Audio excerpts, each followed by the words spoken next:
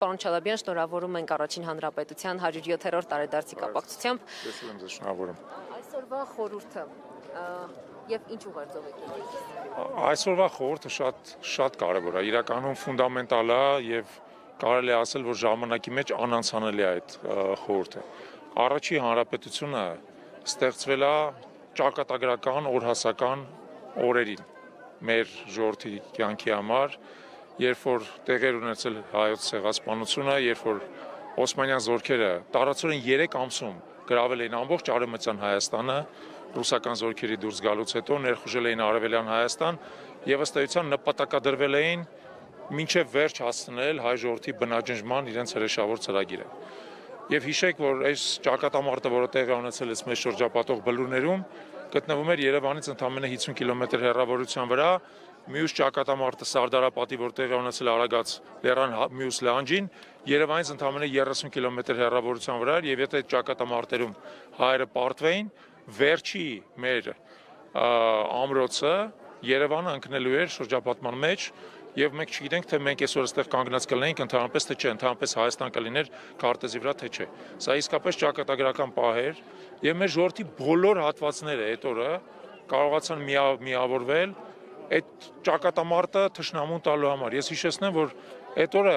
կռվել են եւ կանավոր ստորաբաժանումներ հայկական նորաստեղծ բանակի, եւ կամավորները Արևմտյան Հայաստանից եւ Արցախից եկած, եւ տեղական աշխարհազորը, մասնավորապես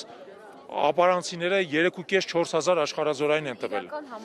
Դա իրական համախմբման օրինակ էր, եւ դա, այո, Մայիսյան հերոսամարտի կարևորագույն խորհուրդներից մեկը այն է, որ համախմբված հայ ազգը կարող է հաղթել նույնիսկ ամենաֆոխերիմ, ամենազորեղ թշնամուն։